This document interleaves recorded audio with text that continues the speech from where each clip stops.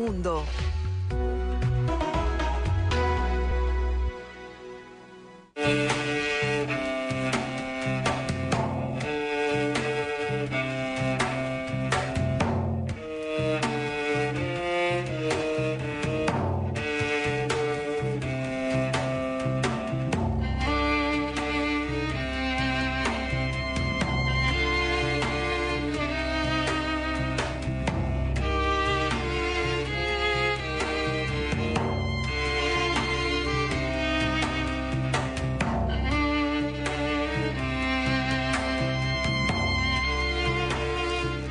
Vamos a la República Checa. Una explosión destruyó un edificio de oficinas en el centro de Praga. El siniestro, al parecer, fue causado por una fuga de gas e hirió al menos a 40 personas.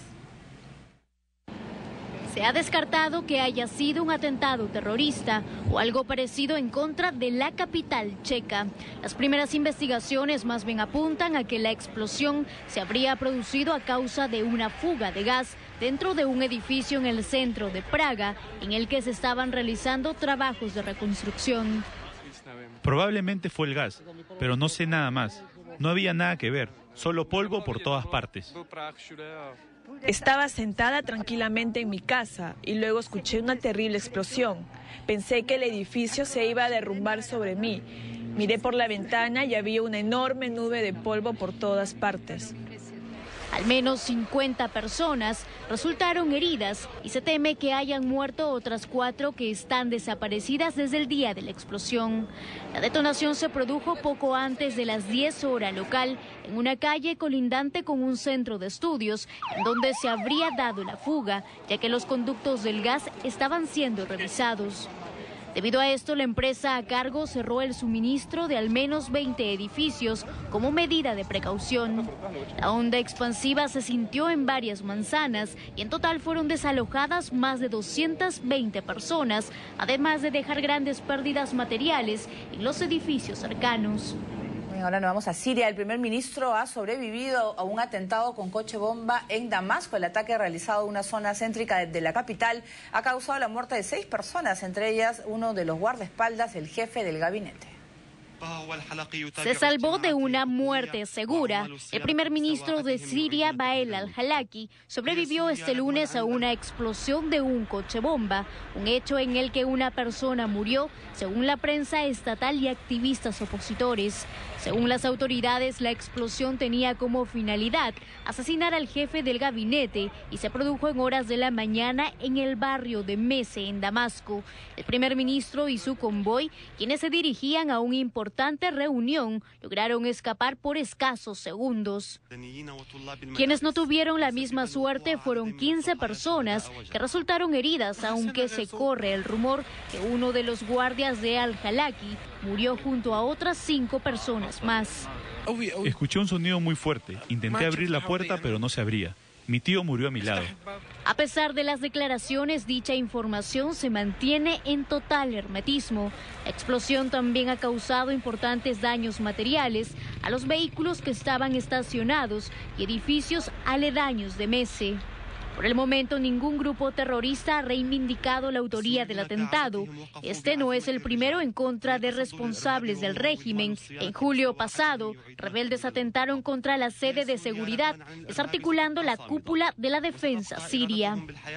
Así es, no es la primera vez que ocurren atentados en la capital siria. El 18 de julio, una brigada rebelde atentó contra la sede de seguridad nacional en Damasco.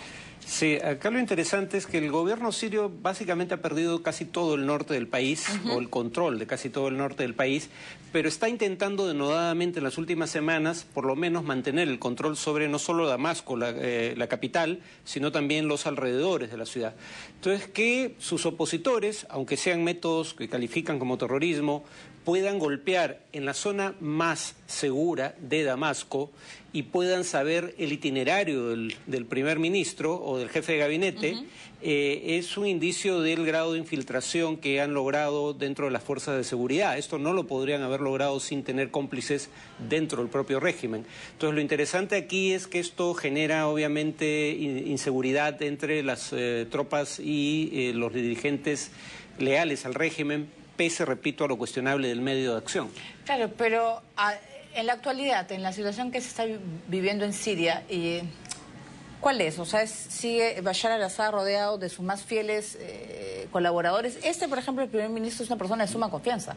O sea, ¿qué hubiera pasado si perdía la vida en el atentado? Bueno, ha perdido gente probablemente más importante como el ministro de Defensa, ¿no? Entonces, el régimen puede seguir adelante. El tema es que, claro, no parece estar en control ni siquiera de la zona más resguardada de la capital, que es donde están los ministerios. Pero en todo caso, tiene el control relativo tanto de la capital y alrededores, como de la zona costera, pero está perdiendo presencia en buena parte del norte y el este del país. Muy bien, vamos a seguir en la región. En Irak, explosiones de coches bomba y tiroteos han dejado al menos 23 muertos entre las sectas chiíes y suníes. Al menos 23 personas han muerto en Irak en una serie de atentados con coche bomba en áreas chiíes, elevándose así la cifra de muertos de la semana a casi 200, en un momento donde las frágiles relaciones entre chiitas y suníes han intensificado la violencia sectaria.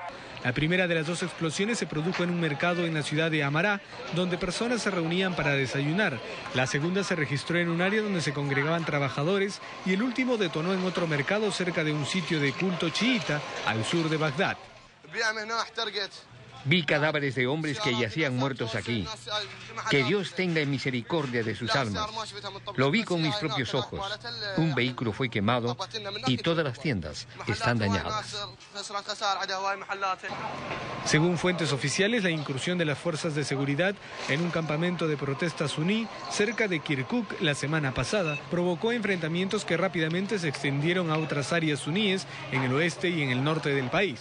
Y aunque todavía ningún grupo se ha declarado responsable del ataque, se presume que sería de autoría de Al-Qaeda, ya que los coches bomba son referencia de su presencia en el Estado Islámico. Por su parte, el primer ministro iraquí advirtió sobre los peligros del conflicto sectario, ya que los sunitas han estado protestando desde diciembre contra lo que ven como marginación y que se han convertido en el mayor episodio de violencia registrado desde que las tropas estadounidenses se retiraron en el año 2011. Muy bien, volvemos a la Unión Europea, que prohibirá 3 pesticidas mortales para las abejas. Suspenderá durante 2 años la utilización de 3 compuestos presentes en plaguicidas que se fabrican para 4 tipos de cultivos.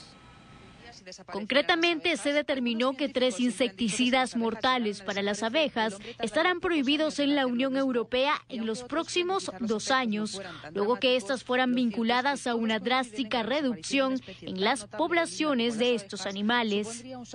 15 países, entre ellos Francia y Alemania, votaron a favor de la propuesta, que ha levantado pasiones entre las empresas productoras, que aseguran tendrán pérdidas millonarias. La alta mortalidad de las abejas en Europa es el resultado de los plaguicidas que entran en el néctar de las plantas y son absorbidos por ellas. El resultado es que estos pesticidas destruyen su sentido de orientación en el cerebro y por ello no pueden regresar a la colmena de abejas y mueren. Según los expertos, las especies silvestres de abeja polinizan 1/3 de la producción de cultivos de todo el mundo, por lo que estos insectos tienen un papel esencial e imprescindible en la reproducción de las plantas. Por su parte, la organización Amigos de la Tierra, que organiza en el Reino Unido una campaña para la protección de la abeja, asegura que sin abejas los precios de alimentos aumentarían porque la polinización de cosechas por otros métodos costaría mucho más. Lo cierto es que por lo menos en los próximos 2 años estos animales gozarán de protección.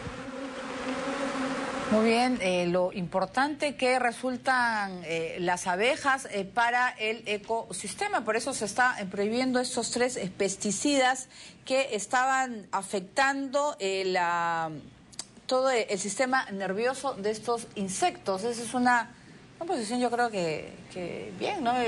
Buena, realizada por la Unión Europea. Sí, además debido al hecho de que, a diferencia de otros insectos, especie que generalmente nos parece repulsiva y dañina, las abejas trabajan para nosotros sin pedir nada a cambio, así que más vale protegerlas.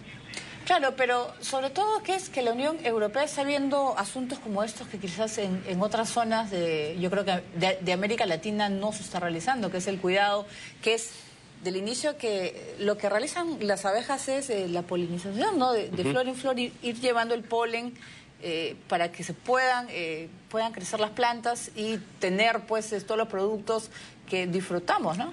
En todo este tipo de temas la Unión Europea está a la vanguardia. Por ejemplo, ellos son los que tienen regulación más estricta respecto a productos transgénicos, ¿no? A diferencia de países como México, según veíamos la semana pasada. Entonces, sí, la Unión Europea, que esto haya que protestar para que se dé en la Unión Europea es señal de que incluso ahí donde la regulación es mejor, puede haber problemas. Muy bien, vamos a cambiar de tema. En la cárcel de Guantánamo, la huelga de hambre generalizada ha obligado a las autoridades penitenciarias a enviar equipos médicos para atender los casos graves de reclusos alimentados a la fuerza. Los prisioneros exigen mejores condiciones carcelarias. La huelga de hambre en Guantánamo parece estar llegando a su límite, y es que ya son 100 de los 166 presos los que se rehúsan a probar bocado alguno en medio de una medida que comenzó hace casi 3 meses para llamar la atención sobre las condiciones dentro de la prisión. Según algunas organizaciones de derechos humanos, desde hace días la cifra de presos en huelga de hambre asciende a al menos 130, pero el Pentágono ha rechazado hasta ahora esta estimación.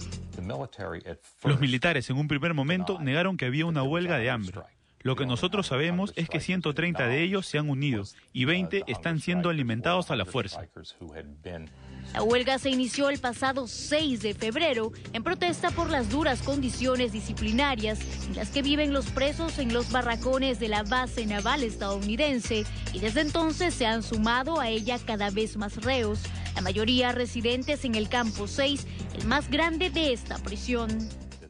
Si un detenido se resiste a ser sacado de su celda para ser alimentado a la fuerza, un equipo de soldados que parecen Robocops entran y lo arrastran. Los tratan como un animal.